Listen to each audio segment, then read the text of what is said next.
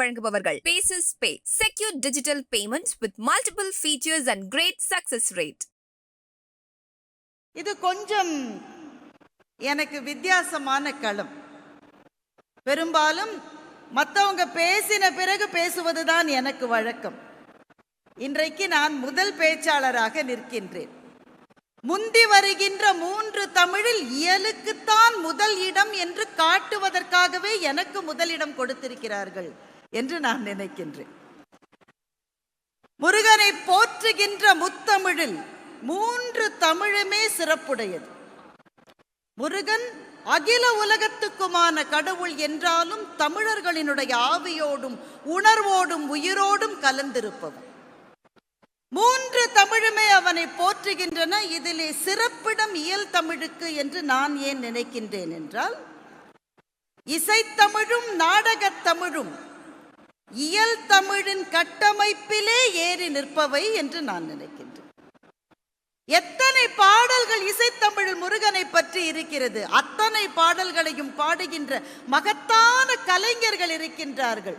ஆனால் அந்த பாடல்களை கட்டமைத்து முருகனுடைய சிறப்பை பெருமையை நிறுவுவதற்கு அந்த பாடலை எழுதுகிற கவிஞர்கள் இயல் தமிழில் தான் எழுதுகிறார்கள்.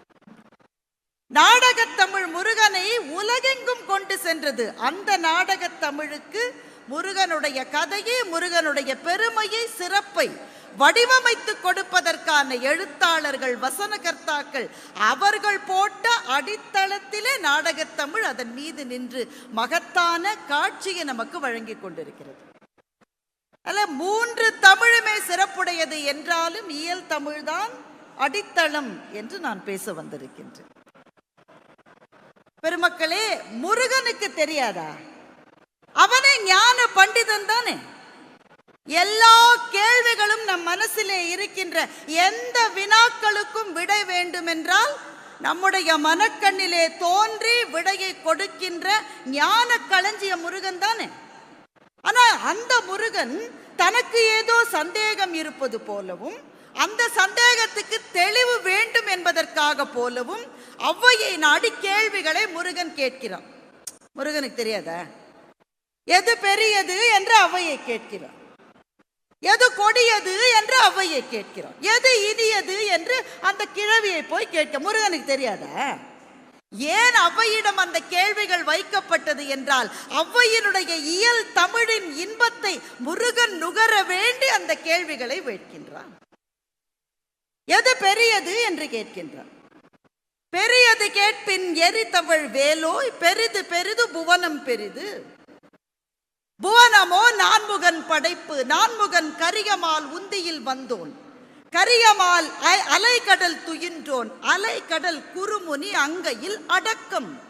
குறுமுனி கலசத்தில் பிறந்தோன், கலசமோ அரவினுக்கு ஒரு தலை பாரம், அறவோ உமையவள் சிறுவிரல் மோதிரம், உமையோ இறையவர்த்தம் பாகத்துள் ஒடுக்கம், இறைவனோ தொண்டர்த்தம் உள்ளத்துள் ஒடுக்கம் என்று ஔவை சொல்லுகின்றார். இந்த முருகன் தமிழ் மாநாட்டுக்கு வந்திருக்கின்ற நாம் அத்தனை பேருமே முருகனுடைய தொண்டர்கள் தானே. எது ரொம்ப பெரியது என்றால், இந்த தொண்டர்கள் தான் இறைவனை காட்டிலும் அதிக சிறப்புடையவர்கள் என்று ஔவை சொல்லி முருகன் தெரிந்து கொண்டான் என்றால், ஔவையினுடைய தமிழை, இயல் தமிழின் சுவையை முருகன் கேட்க விரும்பினான். அதனால் கேள்விகளை படைத்தான். அதுதான் இயல் தமிழுக்கு இருக்கிற சிறப்பு. மூவிரு முகங்கள் போற்றி, முகம்பொழி கருணை போற்றி, ஏவரும் துதிக்க நின்ற ஈராறு தோள் போற்றி, காஞ்சி மாவடி வைகும் செவ்வேள் மலரடி போற்றி, அண்ணான் சேவலும் மயிலும் போற்றி, திருக்கைவேல் போற்றி போற்றி. இருங்க இருங்க இருங்க கொஞ்சம் இருங்க. எல்லாருக்கும் தெரிஞ்ச பாடல் தானே இது. மூவிரு முகங்கள் போற்றி புரிஞ்சது, முகம்பொழி கருணை போற்றி புரிந்தது, ஏவரும் துதிக்க நின்ற ஈராறு தோள் போற்றி, காஞ்சி மாவடி வைகும் செவ்வேள் மலரடி போற்றி. காஞ்சிபுரத்திலே நீங்கள் போனால் அங்கே இருக்கிற மாமரத்துக்கு பக்கத்திலே முருகன் தான் இருக்கிறார். காஞ்சி மாவடி வைகும் செவ்வேள் மலரடி போற்றி, அண்ணான் சேவலும் மயிலும் போற்றி. இந்த சேவலும் மயிலும் என்ன? எதிரிலே இருக்கிற சூரனுடைய அம்சம். அப்ப ஒண்ணு கவனிச்சீங்களா? முருகனை வணங்குகின்ற ஒவ்வொரு பொழுதிலும் நாம் சூரனையும் வணங்கி கொண்டுதான் இருக்கின்றோம். எதிரி என்பவன் அழிக்கப்பட வேண்டியவன் அல்ல, அவனும் அன்பினால் தன்னோடு சேர்த்து கொள்ளப்பட வேண்டியவன் என்பதுதான் முருகன் இந்த உலகத்துக்கு வழங்கி சென்றிருக்கின்ற தத்துவம். ஒரு சமயத்தை தத்துவத்தின் மூலம் நிலைநிறுத்த வேண்டும் என்றால் அது இயலினால் தான் முடியும். இசையும் நாடகமும் அந்த தத்துவத்தை மேல மேல எடுத்து செல்லுமே தவிர தத்துவ ரீதியாக ஒரு சமயத்தை நிலைநிறுத்த வேண்டும் என்று சொன்னால் அதற்கு இயல் தமிழ்தான் நமக்கு முதல் தமிழாக இருக்கிறது என்பதை என்னுடைய இரண்டாவது கருத்தாக நான் வைக்கின்றேன். இந்த வருஷம் இருக்குல்ல 2024 முருக பக்தர்கள் நினைவில் கொள்ள வேண்டிய ஒரு வருஷம். பாம்பன் சாமிகளுக்கு நடந்தது மிக அபூர்வமானது. சென்னையில் நடந்து போயிட்டு இருக்காரு, அவர் மேலே ஜட்கா வண்டி வந்து மோதிருச்சு. அவருக்கு அப்போ 73 வயது. கீழே விழுந்துட்டாரு பாம்பன் சாமிகள். வண்டியினுடைய சக்கரம் கால் மேலே ஏறிவிட்டது. பக்கத்திலேயே சென்னையிலே இருக்கிற பொது மருத்துவமனையில் அவரை சேர்க்கிறார்கள். எக்ஸ்ரே தான் அன்னைக்கு எடுக்க முடியும். இப்போ மாதிரி ஸ்கேன், எம்ஆர்ஐ அங்கே ஓடி இங்கே ஓடி இதெல்லாம் அன்னைக்கு கிடையாது. அவரை கவனித்தவர்கள் பிரிட்டிஷ் மருத்துவர்கள். எக்ஸ்ரே எடுத்து பார்த்துட்டு மல்டிபிள் ஃப்ராக்சர், காலை எடுத்துடணும்னு சொல்றாங்க, கணுக்காலுக்கு கீழே. பாம்பன் சாமி காத்திருக்கலாம்னு சொல்றார்.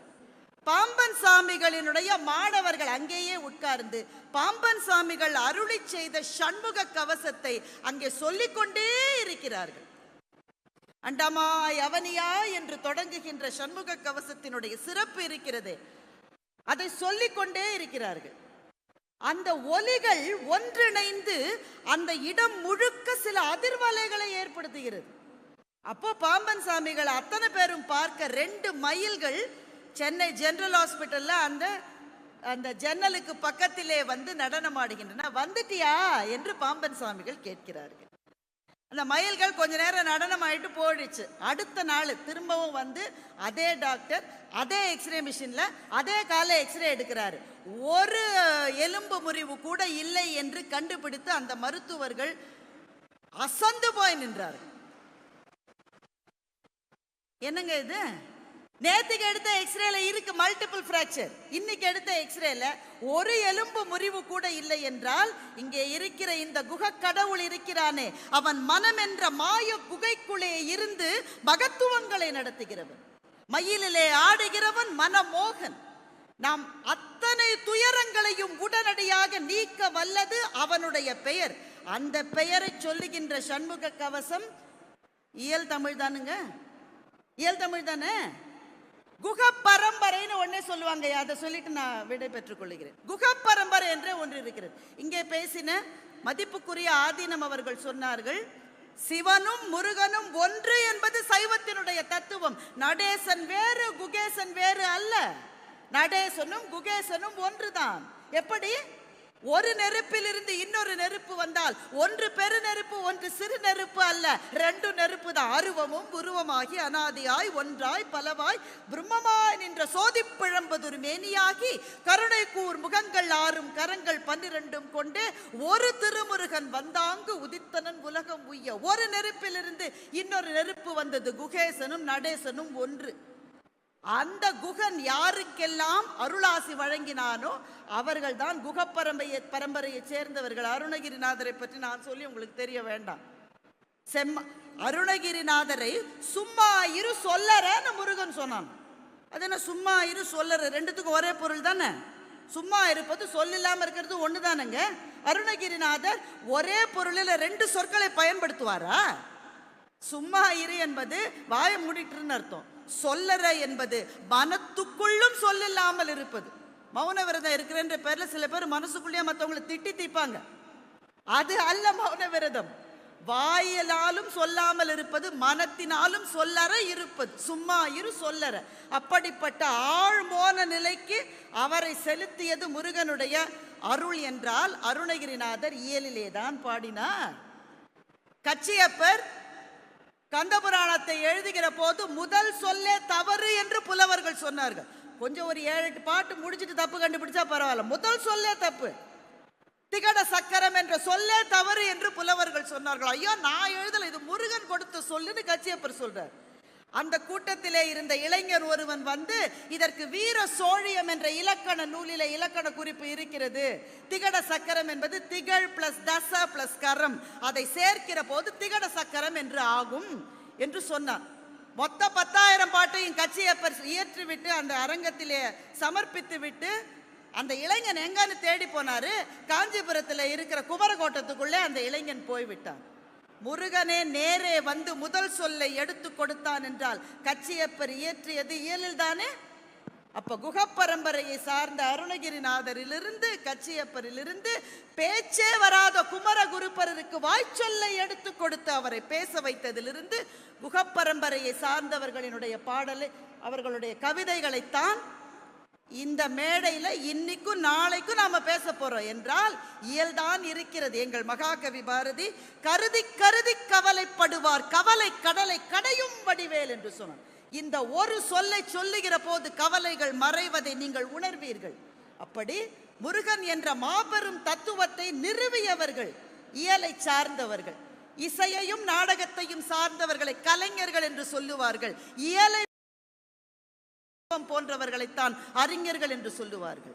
அறிவின் மீது ஒரு சமயம் கட்டமைக்கப்பட வேண்டும் என்று சொன்னால் இயல்தான் அடிப்படை என்று சொல்லி இந்த அபாரமான மாநாட்டை ஏற்பாடு செய்து கொடுத்த அத்தனை பேருக்கும் முருகனின் அருள் பெற இங்கே வந்திருக்கிற அத்தனை பக்தர்களினுடைய திருவடிகளில் என் தலையை வைத்து வணங்கி வாய்ப்புக்கு நன்றி சொல்லி விடைபெறுகிறேன். வணக்கம்.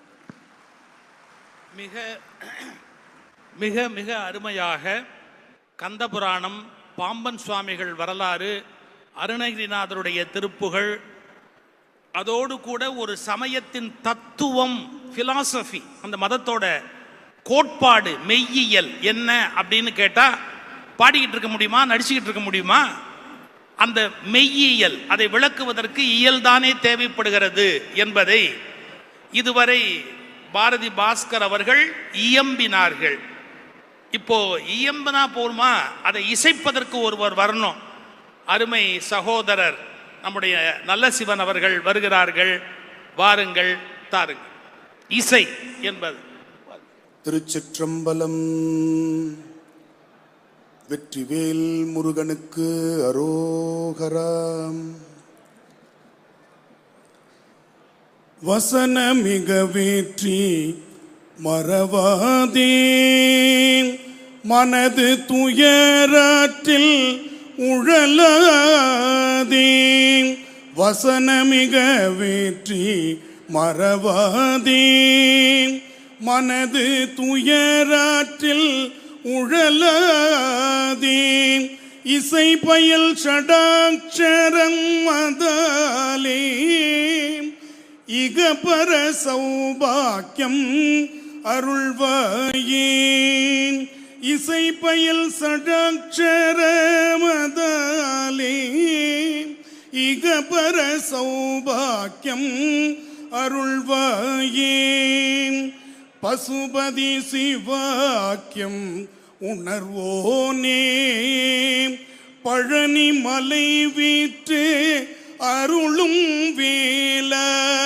பசுபதி சிவாக்கியம் உணர்வோனே, பழனி மலை வீற்று அருளும் வேல.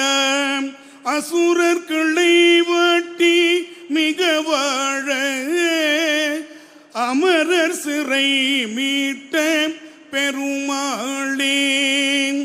அசுரர் கிளை வாட்டி மிக வாழ, அமரர் சிறை மீட்ட பெருமாளே.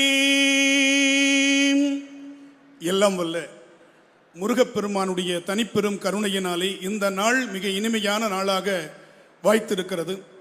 அனைத்துலக முத்தமிழ் முருகன் மாநாட்டினை ஆகச்சிறந்த முறையில் நேர்த்தியாக ஏற்பாடு செய்து நமக்கு வாழ்த்துரை வழங்கி சிறப்பித்திருக்கின்ற தமிழ்நாட்டின் மாண்பமை முதலமைச்சர் பெருமகனாருக்கு இந்த நல்ல நேரத்தில் பணிவான வணக்கத்தை முதற்கண் தெரிவிப்பதில் மகிழ்ச்சி அடைகின்றேன். இந்த மாநாட்டை மிகச் சிறப்பாக இங்கே நடத்தி கொண்டிருக்கக்கூடிய இந்து சமய அறநிலையத்துறையினுடைய அமைச்சர் பெருமகனார் அவர்களுக்கும் என்னுடைய பணிவான வணக்கத்தை சொல்லி, இந்து சமய அறநிலையத்துறையை சார்ந்த இந்திய ஆட்சிப்பணி அலுவலர்களையும் மற்றும் பணியாளர்களையும், இங்கே எழுந்தருளி நமக்கெல்லாம் அருளாசி வழங்கி கொண்டிருக்கின்ற ஆதீனகர்த்த பெருமகனுடைய திருவடிகளையும் பணிவாக வணங்கி வருகை தந்திருக்கக்கூடிய முருக பக்தர்களுக்கு என்னுடைய பணிவான வணக்கத்தை சொல்லி இந்த சிந்தனை அரங்கத்தை மிக நேர்த்தியாக வழிநடத்தி சென்று கொண்டிருக்கின்ற எங்கள் சொல் வேந்தர் சுகி சிவம் ஐயா அவர்களுக்கும், எனக்கு முன்னால் இங்கே இயல் தமிழ் என்று உரையாற்றி சென்றிருக்கின்ற அருமை சகோதரியார் அவர்களுக்கும், எனக்கு பின்னால் பேச இருக்கின்ற நாடகத்தமிழ் குறித்த பேராசிரியர் பெருமகனாருக்கும் நேரத்தின் அருமை கருதி வணக்கத்தை தெரிவித்து, முத்தமிழ் புகழ் பாடும் முருகனுடைய அந்த தமிழில் முந்து தமிழ் இசைத்தமிழ்தான் என்பதை நான் இங்கே இசைக்க வந்திருக்கின்றேன், பேச வரவில்லை. இயலை முருகப்பெருமான் ஔவையாரிடத்தில் கேட்டான், ஆனால் இசையை கேட்டான். இசை பாடுகின்ற பொழுதே நம்முடைய இதயத்தில் நுழைந்து நம்முடைய உயிரில் நிலைத்து விடுகின்ற அற்புதமான ஒரு ஊடகம். அருணகிரி பெருமான் புமியதனில் பிரபுவான புகழியின் வித்தகர் போல் அமிர்த கவி தொடை பாட என்றுதான் கேட்டாரை தவிர, அதை நான் இயலாக வழங்க வேண்டும், சொல்லாக வழங்க வேண்டும், இலக்கியமாக வழங்க வேண்டும் என்று கேட்கவில்லை. புமியதனில் பிரபுவான புகழியின் வித்தகர் போல் அமிர்தகவி தொடைபாட அடிமை தனக்கு அருள்வாயே முடிச்சுட்டு வந்து உட்காருவாங்க. உட்கார்ந்த உடனே அப்பொழுது வரக்கூடியவன் முருகா முருகா முருகா முருகா முருகான்னு கத்திட்டு உள்ள வருவான். உடனே திருப்பி முருகன் ஞாபகம் வந்துடும். அப்போ உட்கார்ந்து பாடும்போது கூட வள்ளி கணவன் பேரை வழிப்போக்கன் சொன்னாலும் உள்ளம் குழையுதடி கிளியே ஊனும் உருகுதடி கிளியே ஊனும் உருகுதடி எங்கும் நிறைந்தீருப்போன் எட்டியும் எட்டாதீருப்போன் குங்கும வண்ணனடி கிளியே குமர பெருமானடி கிளியே குமர பெருமானடி என்று அந்த முருகனை நாம் நினைத்து பார்க்கிறோம் இல்லையா? நிறைவாக நம்முடைய நடுவர் பெருமகனாரோடு அனுமதியோடு இன்னும் ஒரு 30 செகண்ட் எடுத்துக்கிறேன். இதை நிறைவாக சொல்ல வேண்டும். ஏனென்றால் இங்கே நாம் வேலும் மயிலும் சேவலை பார்க்கிறோம். ஒரு எளிய மனிதன், இசை தெரியாத மனிதன், ஆனால் அவனுக்கு இயல் தெரியாது, நாடகமும் தெரியாது, சந்தம் தெரியும். முருகப்பெருமானுடைய பக்தர்களோடு சேர்ந்து அவன் பாட வேண்டும் என்று விரும்பினால் கூட அவனுக்கு பாட்டு வரும். எப்படிப்பட்ட பாட்டு? வேலுண்டு வினையில்லை, மயிலுண்டு பயமில்லை, குகனுண்டு குறைவில்லை, மனமே மனமே கந்தனுண்டு கவலை இல்லை, மனமே நெற்றியிலே நீர் அணிந்து நெறியாக உனை தொழுது பற்றினேன் உந்தன் திரு பாதமே முருகா பற்றினேன் உந்தன் திரு பாதமே ஓயாது ஒழியாது உன்னாமம் சொல்பவர்க்கு உயர்கதியை தந்திடுவாய் முருகா உயர்கதியை தந்திடுவாய் முருகா வேலுண்டு வினையில்லை மயிலுண்டு பயமில்லை குகனுண்டு குறைவில்லை மனமே மனமே கந்தனுண்டு கவலை இல்லை மனமே. விளம்பியது கடுகளவு விட்டது கடலளவு. விடைபெறுகிறேன். வணக்கம், நன்றி. இவர் முடிக்கும் போது மனமுண்டு டயம் இல்லைன்னு பாடலாமான்னு எனக்கு தோணுச்சு. உங்களுக்கு இன்னும் டைம் கொடுக்கணும்னு தான் தோணுது. மனமுண்டு டைம் இல்லை, என்ன செய்யறது? ஏன்னா இவருக்கு நான் டைம் கொடுத்தேன்னா இவங்களுக்கு அநீதி கொடுத்ததா ஆயிடும் இல்லையா? அவங்களுக்கும் நான் அதே நேரம் கொடுத்துருக்கணும். எல்லாத்தையும் நம்ம யோசிக்க வேண்டியிருக்கே அப்படின்னு நடுங்கினேன். அவர் சொன்னதில் ஒரு செய்தி ஆரம்பிக்கும் போது வசனம் மிக வேற்றி அப்படின்ற திருப்புகள் தொடங்கினார். அதில் ஒரு இடம் நீங்கள் கவனிச்சிங்களான்னு எனக்கு தெரியல. மனது துயராற்றில் உழலாதே அப்படின்னு வருது. வசனம் அப்படிங்கிறது இயல், டயலாக். எப்பவுமே இயல் துயரில் கொண்டு போய் விட்டுடும் அப்படிங்கிறத அவர் சொல்லாமல் ஆரம்பித்தார். வசனம் மிக ஏற்றி. வீட்டில் பிரச்சனைக்கு காரணம் என்ன? பொண்டாட்டி பேசுறதுக்கு மேலே புருஷன் பேசுறது, புருஷன் பேசுறதுக்கு மேலே பொண்டாட்டி பேசுறது, இது ரெண்டையும் விட அந்த நண்டு அதிகமாக பேசுது. அப்போ வசனம் துயரத்தில் கொண்டு போய் விடும், இசை துயரத்திலேருந்து வெளியே எடுக்கும். அதெல்லாம் விட அவருடைய அணுகுமுறையில் நிஜமா சகோதரி பேசின போது நான் பயந்துட்டேன். இயல் அறிஞர்னு சொல்லுவார்கள், இசை பாடினா பாடகர்னு தானே சொல்லுவாங்க, என்ன இருக்குன்னு கேட்டாங்க. Very very very powerful question. ஒரே வார்த்தை, இசை அறிஞர், இயல் சொன்ன அறிஞர் என்று சொல்வார்கள், இசை பாடினால் அருளாளர் என்று சொல்வார்கள். அந்த பியூட்டிஃபுல் டர்ன், எக்ஸலண்ட் டர்ன். அவர்களுக்கு நம்முடைய வாழ்த்து, பாராட்டு. இப்போ நம்முடைய பார்த்திபராஜா அவர்கள் நாடகம் அவர் நடிச்சு காட்டுவாரா, பாடி காட்டுவாரா, ஏதாவது இன்னும் ஷோ கொண்டு வந்திருக்கிறாரா தெரியல. இருந்தாலும் அவருக்கு நம்முடைய வரவேற்பு, வாழ்த்து. இப்புவிதனில் வாழும் மரங்களும் உங்களுக்கு அப்புறம் பேசுறது ரொம்ப கஷ்டம். இன்ப நறுமலர் பூஞ்செடி கூட்டமும் அந்த மரங்களை சூழ்ந்த கொடிகளும் ஔடத மூலிகை புல் பூண்டு யாவையும் எந்த தொழில் செய்து வாழ்வனவோ. மானுடர் உழாவிடினும் வித்து நடாவிடினும் வரம்பு கட்டாவிடினும் அன்றி நீர்வாய்ச்சாவிடினும் வானுலகம் மழை தருமேல் மண் மீது மரங்கள் வகை வகையான நெற்கள் புற்கள் யாவும் மலிந்திருக்கும் அன்றே. யான் எதற்கும் அஞ்சுகுலேன் மானுடரே, நீர் என் மதத்தை கைக்கொள்மின் பாடுபடல் வேண்டா, ஊனுடல் வருத்தாதீர் உணவு இயற்கை கொடுக்கும், உங்களுக்கு தொழில் இங்கே அன்பு செய்தல் கண்டீர். மிகச் சிறப்பாக நடைபெற்றுக் கொண்டிருக்கக்கூடிய அனைத்துலக முத்தமிழ் முருகன் மாநாட்டின் தொடக்க நிகழ்விலே உரையாற்றி இந்த நிகழ்வை தொடங்கி வைத்திருக்கக்கூடிய தமிழ்நாட்டினுடைய முதலமைச்சர் அவர்களுக்கும் அமைச்சர் பெருந்தகைகளுக்கும், இந்த அரங்கத்தை அலங்கரித்துக் கொண்டிருக்கக்கூடிய ஆதீனகர்த்தர்கள் பெருமக்களுக்கும், இந்த சிந்தனை அரங்கத்திற்கு தலைமை தாங்கி மிகச் சிறப்பாக நடத்தி கொண்டிருக்கக்கூடிய சொல்வேந்தர் ஐயா அவர்களுக்கும், மேடையை அலங்கரித்துக் கொண்டிருக்கக்கூடிய பேச்சாளர் பெருமக்களுக்கும், அரங்கிலே கூடியிருக்கக்கூடிய அனைவருக்கும் இந்த எளிய நாடகக்காரனின் பணிவான வணக்கங்களை சமர்ப்பிப்பதிலே நான் மகிழ்ச்சி அடைகிறேன். அருமை பெரியவர்களே, முருகன் புகழ் வளர்க்கும் முத்தமிழில் முந்து தமிழ் நாடகமே என்று நான் இங்கே பேச வந்து நிற்கிறேன். இயல் என்பது மனத்தால் நுகர்வது, இசை என்பது செவியால் நுகர்ந்து மனத்தால் திளைப்பது, நாடகம் என்பது கண்ணால் கண்டு காதால் கேட்டு மனத்தால் திளைப்பது. முருக அனுபவத்தை எது அதிகமாக தரும் என்றால் நிச்சயமாக இயல் தரும், இசை தரும். ஆனால் மனதுக்கு நெருக்கமாக எது கொண்டு வந்து நிறுத்தும் என்றால் நாடகம்தான் கொண்டு வந்து நிறுத்தும். நான் ஒரு உதாரணத்தை சொல்லி தொடங்குகிறேன்.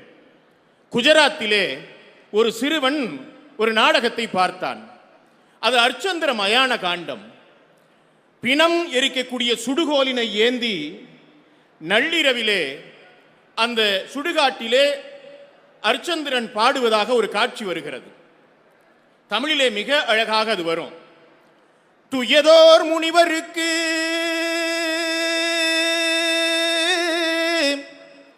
தொல்புவி அரசு தந்தேன், பொய்யது உரைக்க அஞ்சி புவிதனில் அடிமையானேன் நான். கணீர் என்று ஒலித்ததே அந்த பாடல்தான் வெகு மக்கள் மத்தியிலே முருகப்பெருமானை நெருக்கமாக கொண்டு போய் சேர்த்தது என்பதை நீங்கள் மறந்து விடாதீர்கள். இந்த பாடல் ஏன் அமரத்துவம் பெற்றது என்றால், இந்த பாடலை எழுதிய தவத்திரு சங்கரதாஸ் சுவாமிகள் முருக பக்தர். இந்த பாடலை கணீர் என்று பாடிய கேபி சுந்தரம்பாள் முருக பக்தை. வள்ளி திருமணம் நாடகத்திலே விடிய விடிய அவருடைய கணவர் முருகனாக நடிக்க அவர் வள்ளியாக நடித்தார். அடுத்த ஒரு வாரத்தில் அவர் முருகனாக நடிப்பார், இந்த அம்மா வள்ளியாக நடிப்பாங்க. முருக பக்தியை எளிய கிராமத்து மக்கள் மத்தியிலே கொண்டு போய் சேர்த்த கேபி சுந்தரம்பாளினுடைய குரலிலே அந்த பாடல் அமரத்துவம் பெற்றது என்பதை நீங்கள் நினைவில் வைத்துக் கொள்ளுங்கள். பெரியோர்களே, நம்முடைய தமிழ் நாடக மரபிலே ஏராளமான நாடகங்கள் எழுதப்பட்டிருக்கின்றன, நடிக்கப்பட்டிருக்கின்றன. ஆனால் இன்றைக்கும் நிலைத்து நிற்கக்கூடிய ஒரு நாடகம், இன்னைக்கு நீங்க மதுரை நாடக நடிகர் சங்கம், காரைக்குடி, மணப்பாறை, புதுக்கோட்டை என்று நாடக நடிகர் சங்கங்களுக்கு போனீங்கன்னா அந்த நாடக நடிகர் சங்கங்களிலே அர்ச்சந்திர மயான கண்டம் ஒரு 10 நாடகம் இருக்கும். பவளக்கொடி 2 நாடகம் இருக்கும். ஆனால் வள்ளி திருமணம் என்கிற முருகப்பெருமானுடைய திருவிளையாடலை சொல்லக்கூடிய நாடகம் இருக்கிறது, அது நூற்றுக்கணக்கான முறை நிகழ்ந்து கொண்டே இருக்கிறது என்பதை நீங்கள் மறந்து விடாதீர்கள். நீங்கள் நினைவில் வைத்துக் கொள்ளுங்கள், நீங்க இயலாக எவ்வளவு அழுத்தி பேசினாலும், இசையாக எவ்வளவு கசிந்து பாடினாலும், எளிய மக்களினுடைய மொழியிலே அவனுக்கு கடவுளை சொல்ல வேண்டும். ஒன்னும் இல்ல, வள்ளி திருமணம் நாடகத்துல நாரத மகாமுனிவர் வள்ளியோடு உரையாடுகிற போது, அம்மா உனக்கு நான் ஒரு மணவாளனை கண்டு வந்திருக்கிறேன், அவர் முருகப்பெருமான் தான் என்று சொல்லுகிற போது வள்ளி மறுத்துரைப்பாள். அவ முருகப்பெருமானையே திருமணம் செய்து கொள்ள வேண்டும் என்று தவம் இருப்பவள், ஆனால் மறுத்துரைப்பாள். அப்போ நாரதர் சொல்லுவதாக, எளிய கலைஞர்கள், அதிகம் கல்வியறிவு இல்லாத கலைஞர்கள், அவர்கள் இந்த மக்களுக்கு புரிகிற மொழியிலே சொல்லுவார்கள். எப்படி தெரியுமா? சுக்குக்கு மீறிய மருந்தும் இல்ல, சுப்பிரமணியருக்கு மீறின தெய்வமும் இல்லை. சுக்குக்கு மீறின மருந்தும் இல்லை, சுப்பிரமணியருக்கு மீறின தெய்வமும் இல்லை. ஏன்? அப்பனுக்கே பாடம் சொன்னவன், சக்தியின் வடிவானவன், பிரம்மதேவன் தலையிலே குட்டியவன், அவனை பற்றி கொண்டால் போதும், எல்லா கடவுளுடைய அருளும் உனக்கு கிடைக்கும். எனவே சுக்குக்கு மீறிய மருந்தும் இல்லை, சுப்பிரமணியருக்கு மீறிய கடவுளும் இல்லை என்று எளிய மக்களுக்கு புரிகிற மொழியிலே பேசியவர்கள் நாடக கலைஞர்கள் என்பதை நினைவில் வைத்துக் கொள்ளுங்கள். முருகப்பெருமானுடைய இந்த வள்ளி திருமணம் நாடகத்தில் வள்ளியை பார்த்து நாரதர் பேசுகிறார். பிறகு முருகப்பெருமானிடம் சென்று நீ வள்ளியை மணமுடிக்க வேண்டும் என்பார். முருகப்பெருமான் ஒரு எளிய பழங்குடியினத்தைச் சேர்ந்த குரக்குலத்தைச் சேர்ந்த ஒரு பெண்ணை திருமணம் செய்து கொள்வதற்காக கழுகாசல மலையிலே இருந்து இறங்கி வருகிறார். எப்படி வர்றாரு? வேடனாக வருகிறார். நீங்கள் நன்றாக நினைவில் வைத்துக் கொள்ளுங்கள், தில்லையிலே திருக்கூத்து ஆடக்கூடிய சிவபெருமான் கூத்தன், அவனுடைய மகன் முருகப்பெருமான் திருவிளையாடல் நிகழ்த்துபவன். விளையாட்டு என்பது ஒரு வகையில் கூத்து தான், ஆங்கிலத்தில் நாடகத்தை பிளேன்னு சொல்றோம், விளையாட்டு. அப்ப திருவிளையாடல் நடத்துகிற அந்த முருகப்பெருமான் எப்படி வருகிறான்? வேலனாக வருகிறான். தான் தேடி வந்த மான் வள்ளி திணைப்புணம் காத்து கொண்டிருக்கிறாள், அந்த பகுதிக்குள்ளே புகுந்து விட்டது என்று வந்து தேடுறான். அந்த மானை பிடித்து கொடுன்னு கேட்கிறான். வள்ளி மறுத்துரைக்கிறாள். இப்போ மானினுடைய அடையாளம் என்னன்னு ஒரு கட்டத்தில் கேட்பா. அப்போ அடி வயிற்றிலிருந்து உச்ச ஸ்தாயில ஒலிவாங்கி இல்லாத காலத்திலும் அந்த நடிகர்கள் பாடுவாங்க. ஒரு அற்புதமான பாட்டு, 4 வரியில அந்த விருத்தம். நான் ஒரு வரியை பாடி காட்டுகிறேன். காயாத கனகத்தே நின்றுலாவும், காயாத கனகத்தே நின்றுலாவும் நற்காரிகையே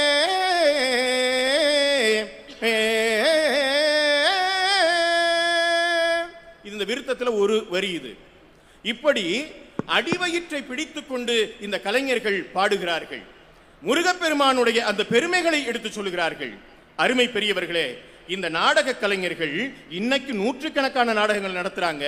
முருகன் வள்ளி திருமணத்தை நடத்துகிறார் என்றால் முருகப்பெருமானாக நடிக்கக்கூடிய நடிகர் விரதமிருந்து நடிப்பார். வள்ளியாக நடிக்கக்கூடிய நடிகை விரதமிருந்து நடிப்பார்கள். என்ன தெரியுமா? பிள்ளைமங்கலம் மணிமுத்து பாகவதர்னு ஒரு ராஜபாட்டு முருகனாக நடிக்கிறவர். அவரு முருகனாக மேடைக்கு வந்தால் எளிய கிராமத்து ஜனங்க தங்களுடைய குழந்தைகளை கையிலே கொடுத்து ஒரு தாலாட்டு பாடி தாருங்கள் ஐயான்னு கேட்பாங்க. முருகப்பெருமானே ஆசீர்வதிப்பதாக அவர் பாடி தருவார். அவருடைய நுட்பம் என்ன தெரியுமா? நாடக கலைஞனுடைய நுட்பம் என்ன அப்படின்னா, இந்த இயல் செய்யாததை, இசை செய்யாததை நாடகம் எப்படி செய்கிறதுன்னா, முருகப்பெருமானாக கழுகாசல காட்சியிலே வருகிறார் பிள்ளைமங்கலம் மணிமுத்து பாகவதர். மனிதர்களுக்கும் தேவர்களுக்கும் என்ன வேறுபாடு? எப்படி வேறுபாடுன்னா, மற்ற என்ன வேறுபாடு இருக்கோ இல்லையோ, தேவர்கள் கண் இமைக்க மாட்டார்கள், அப்படித்தானே?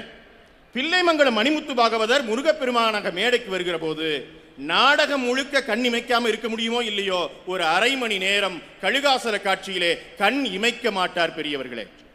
நள்ளிரவுல 2 மணிக்கு முருகப்பெருமான் மேடையில தோன்றுவாரு.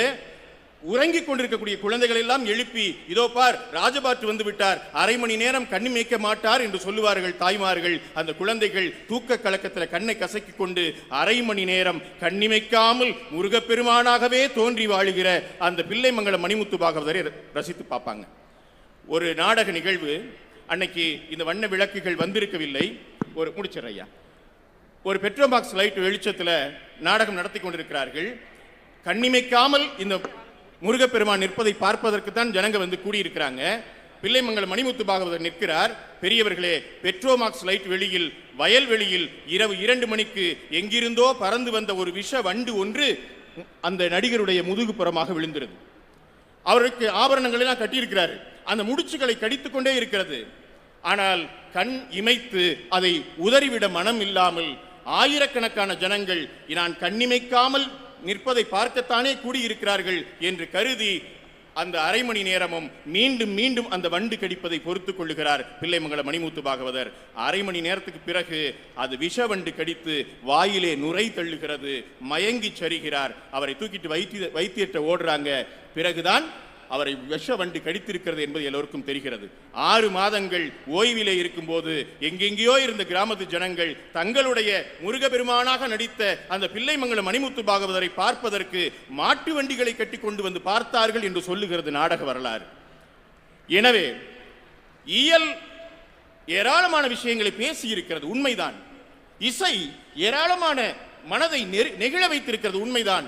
ஆனால் கல்வி அறிவே இல்லாத பாமரர்களாகிய முருகா என்று கையெடுத்து வணங்கக்கூடிய சாதாரண மக்கள் மத்தியிலே தமிழை, முருகனை கொண்டு போய் சேர்த்தது நாடகம்தான் என்பதை நாம் ஆணித்தரமாக சொல்ல வேண்டியிருக்கிறது. இன்னைக்கு வரைக்கும், இன்னைக்கு இலங்கையில 1960களில் கோவில் நுழைவு போராட்டம் நடந்தபோது அங்கே இருந்தவர்களுக்கு எது ஆயுதமாக பயன்படுத்த தெரியுமா?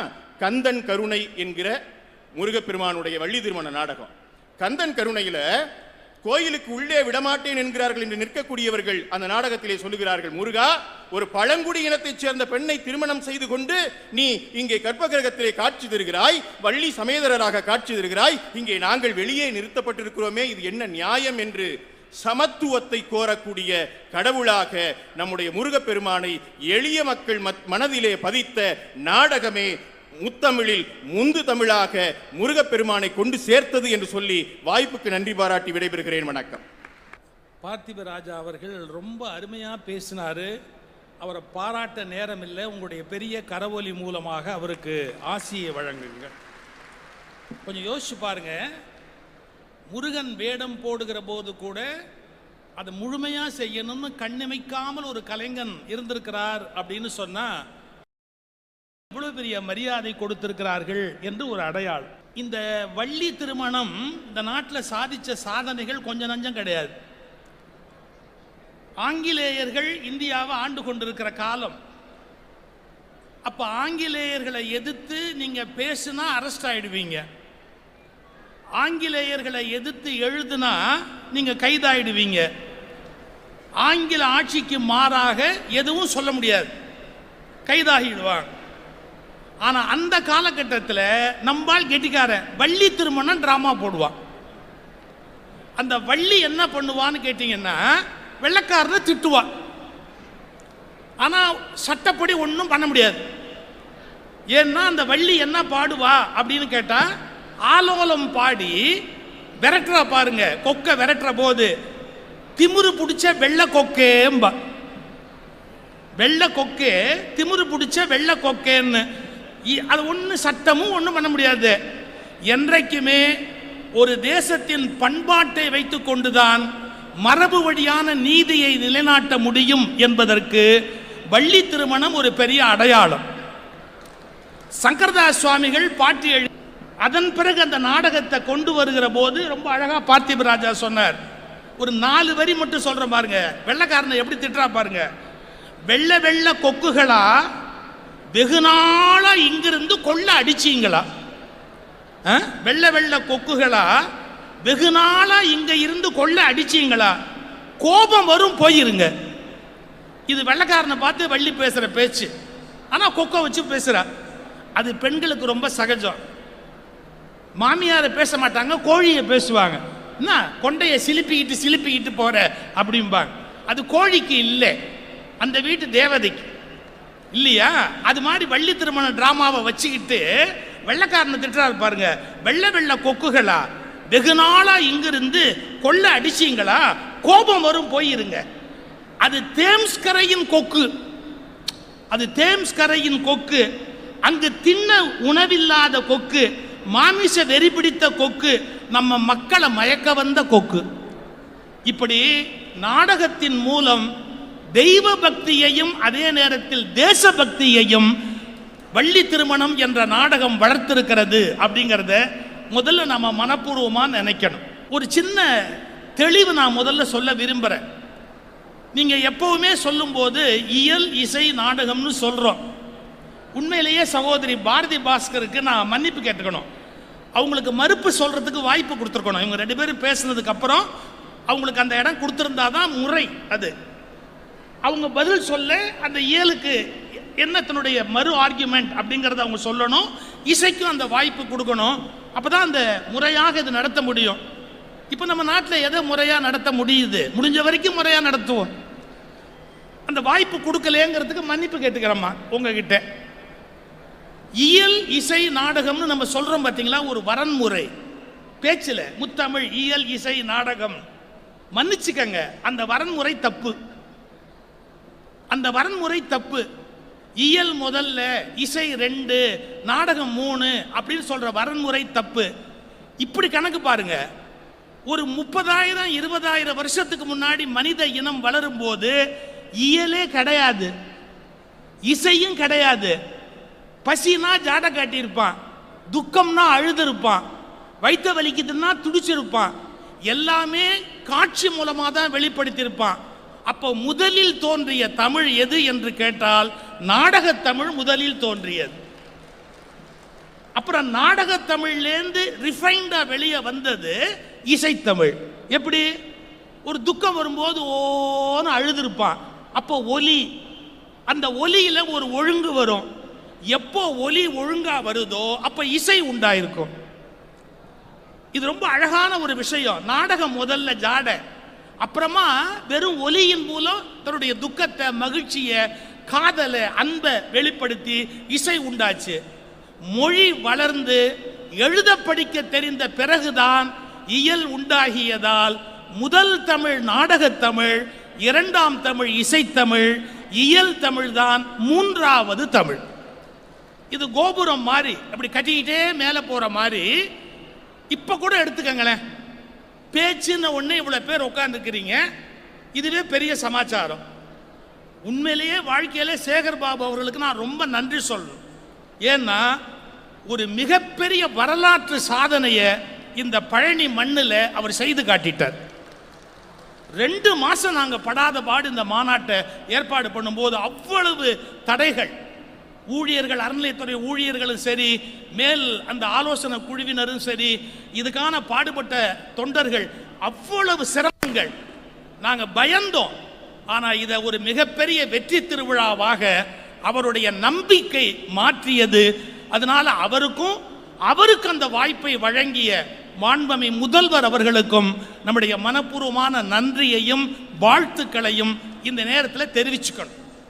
சரி, இப்ப விஷயத்துக்கு வர்ற. நாடகத்தமிழ் முதல்ல, இசைத்தமிழ் 2, இயல் தமிழ் 3. ஏன் தெரியுங்களா? நடிக்கிறதுக்கு ஓப்பனா சொல்ற, கோச்சுக்காதீங்க, ஒரு நடிகருக்கு வர்ற கூட்டம் ஒரு பேச்சாளருக்கு வருமா? ஒரு சினிமாவுக்கு வர்ற கூட்டம் ஒரு சொற்பொழிவுக்கு வருமா? அப்ப நாடகத்துக்கு இருக்கிற வெற்றி உண்மையிலேயே ஒரு இயலுக்கு வருமா? பெருவாரியான மக்களால் ஈர்க்கப்படக்கூடிய ஒன்று நாடகத்தமிழ். அப்புறம் இயலே புரிய வேண்டாம். திருப்புகழ் பாடினாரே நல்ல சிவன், அப்படியே நம்முடைய கண்கள்ல என்ன ஒரு தண்ணீர் பெருகி ஓடுறாப்புல அந்த ஒலி நயத்தை சொல்ற போது நம்ம மனசுல ஏற்பட்ட மகிழ்ச்சி. வாரியார் சொல்வாரு, தாளத்தை நீங்க கவனிங்க, அருணகிரிநாதர் தாளத்தை கவனிங்க. வாரியார் சொன்ன வார்த்தை அப்படியே சொல்றேன். எல்லாரும் ராக மாளிகை பாடுவான், ஆனா அருணகிரிநாதர் தாள மாளிகை பாடி இருக்கிறார் அப்படின்னு அருணகிரிநாதர் சொல்வார். தாளத்திலேயே விளையாடுவார். இத்தாரடிக்குள் மனு வித்தாய் உழைத்தெடுது கேவி கிடந்து மடி மீதில் தவழ்ந்தடிகள் தத்தாய நத்ததன இட்டே தெருத்தலையில் ஓடி திரிந்து நம கோடி பிரபந்த கலை இச்சீர் பயிற்றவையதெட்டோடு மெட்டு வர வாழக்குணங்கள் பயிர் கோலப் பெரும்பெயர்கள் உடன் உறவாகி இக்கார் சரத்து மதனுக்கு இழைத்து வெகு வாகக்கலம்பு வகை பாடித்திரிந்துனர். அந்த ஒலி சொல்லும் போது அவ்வளவு பெரிய ஒரு தாக்கத்தை நமக்குள்ள ஏற்படுகிறது. அப்ப இசை எவ்வளவு வலிமையானது. அந்த இசையினுடைய மேன்மையை அவர்கள் எடுத்துரைத்தார்கள். சரி, இசை மேலானதுன்னு சொல்லி ஒரு தீர்ப்பு சொல்லலாமா? நாடகம் பலராலும் விரும்பப்படுகிறது, மூத்தது. இசை இயலை விட வலிமையானது. ஒரு மனுஷன் பேச்சில் சொல்ல வேண்டியது சரியா ஒரு பெண் பாடும்போது அந்த ராகத்தை கரெக்டா பிடிச்சாச்சு அப்படின்னா 1 மணி நேர சொற்பொழிவில் ஏற்படுத்தக்கூடிய இம்பாக்டை ஒரு ராகத்தில் ஆலாபனையில் 1 நிமிஷத்தில் ஏற்படுத்தலாம். ஒரு அழுக வேணுமா, இல்லை ஒரு துக்கம் வேணுமா, அப்போ முகாரியில் ஒரு இழுத்தாளா, அப்படியே நம்முடைய மனசு அப்படியே கண்ணீராக கரைஞ்சு ஓட ஆரம்பிச்சிடும். இந்த இசைக்கு இருக்கிற வலிமை பேச்சுக்கு கிடையாது. ஆனா இயல் அப்படிங்கிறது அறிவு முதிர்ச்சி, பிலாசபி. இந்த பாருங்க, யானாகிய என்னை விழுங்கி வெறும் தானாய் நிலை நின்ற தற்பரன். முருகனுக்கு இலக்கணம் சொல்றாரு, என்னோட நான் காணாம போயிடுச்சு, யானாகிய என்னை விழுங்கி வெறும் தானாய் நிலை நின்ற தற்பரன். என் நானே காணும், இல்லாம போச்சு அப்படிங்கிறார். முடியுமா? இதை புரிஞ்சுக்கிறதுக்கு உங்களுடைய எல்லா பிரச்சனைக்கும் நமக்கு என்ன காரணம்? நம்முடைய எல்லா பிரச்சனைக்கும் அந்த நான்கிற பேசிக் தாட், அந்த பேசிக் கான்சியஸ்னஸ். இப்போ அதை நீங்க உருவிட்டீங்கன்னு வச்சுக்கோங்க, அதை உள்ளேந்து உருவிட்டீங்க அப்படின்னா நடக்கிற எல்லாம் நடந்துகிட்டே இருக்கும். அதுல நான் இல்லை, உள்ளுக்குள்ள இல்லை. அந்த இன்பம் என்ன பாதிக்காது, அந்த துன்பம் என்ன பாதிக்காது. சம்பவம் பாட்டுக்கு நடந்துகிட்டே இருக்கும், ஆனா நான் அதில் பாதிக்கப்பட மாட்டேன். இதுதான் ஹையஸ்ட் பிலாசபி. இது அனுபூதியில சொல்லி காட்டுகிறார் அருணகிரிநாதர். யானாகிய என்னை விழுங்கி வெறும் தானாய் நிலை நின்றதுன்றார். எக்ஸ்பிரஸே பண்ண முடியாதது அனுபவ நிலை. அதை ஒரு திருப்புகள்ல சொல்றாரு, நீயும் நானுமாய் ஏக போகமாய் இருகும் வகை பரம சுகம் அதனை அருள் இடை மருதில் ஏகநாயகா லோகநாயகா. நீயும் நானுமாய் ஏக போகமாய் இருகும் வகை பரம சுகம். இதெல்லாம் வார்த்தையில விலைக்கு சொல்ல முடியுமா? ஆனா அருணகிரிநாதர் சொல்லி காட்டுறார். இப்போ நீங்க என்ன யோசிக்கிறீங்கன்னு எனக்கு தெரியும். சீக்கிரமா சொன்னா சாப்பிட போகலாம், அதை விட்டுட்டு இது கொஞ்சம் அது கொஞ்சம் அது கொஞ்சம் சொல்லிக்கிட்டே இருந்தா அப்புறம் சாப்பாடு தீர்ந்து போயிட்டா என்ன பண்றது? கவலையே படாது. எத்தனை லட்சம் பேர் வந்தாலும் சாப்பாடு கொடுக்கணும் அப்படிங்கிறது தான் மாநாட்டோட நோக்கம். அதுல எந்த குறையுமே கிடையாது. எல்லாருக்கும் நல்ல வயிறார உணவு கொடுக்கணும். இப்ப இப்படி வர்றேன், முந்து தமிழ்னு நம்ம தலைப்பு போட்டோம். முந்து தமிழ்ங்கிறதுக்கு என்ன அர்த்தம்? ஃபர்ஸ்ட் அதை டிஃபைன் பண்ணணும். எது முந்து தமிழ்? வாரியார் சாமி சொன்னாரு, இந்தி எப்ப தோணுச்சு, சமஸ்கிருதம் எப்ப தோணுச்சு, உலகத்தில் இருக்கிற கிரேக்கம் எப்ப தோணுச்சு, உலகத்தில் இருக்கிற எல்லா மொழியும் எப்ப தோணுச்சுன்னு போட்டுக்கிட்டே வா. எது முந்து தமிழ், எது முதல்ல தோணுச்சுன்னு பார்த்தா சீனியாரிட்டி அப்படின்னு பார்த்தா இந்த உலகில் மற்றைய மொழிகள் தவழக்கற்ற போது காலில் சதங்கை கட்டி ஆடிக்கொண்டிருந்த மொழி தமிழ் அப்படின்னு. மற்ற மொழிகள் தவழக்கற்ற போது காலில் சதங்கை கட்டி கொண்டு ஆடிக்கொண்டிருந்த மொழி தமிழ். இலக்கண இலக்கியம் எழுதி வச்சான், வாழ்க்கை முறையை பற்றி எழுதுனா, தொல்காப்பியத்தில் உங்களுடைய வாழ்க்கைக்கான இலக்கணத்தை எழுதி வச்சான். உலக மொழிகள்லாம் அப்ப பலது தோன்றவே இல்லை.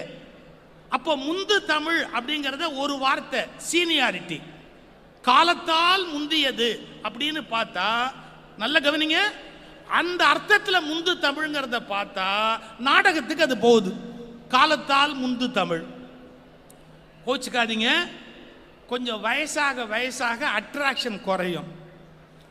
நானே டை போட்ட போது நல்லா இருந்தேன், இப்ப இல்லைன்னு பல பேர் சொல்றாங்க. அதுக்கு நான் ஒன்றும் பண்ண முடியாது. இப்போவும் கடையில் வியாபாரம் நல்லா நடக்கணும்னா சின்னஞ்சிறுசா 2 பேரை நிறுத்தினா வியாபாரம் நடக்குமே ஒழிய, நடக்க முடியாத 4 கேஸை நிறுத்தி வச்சா வியாபாரமும் நடக்க முடியாம நின்று போயிடும். வயசு ஆக ஆக தப்பா நினைக்காதீங்க, சின்ன பிள்ளைகள் இருந்தா அது ஒரு அழகுதான். அதனால காலத்தால மூத்த தமிழ்னு சொல்லிட்டா, சீனியாரிட்டி படி வயசான தமிழ்னா அது இப்ப கிழங்கட்டையா ஆயிருக்கணும். வாரியார் சாமி சொல்லுவார் பாருங்க அதுக்கு பதில்,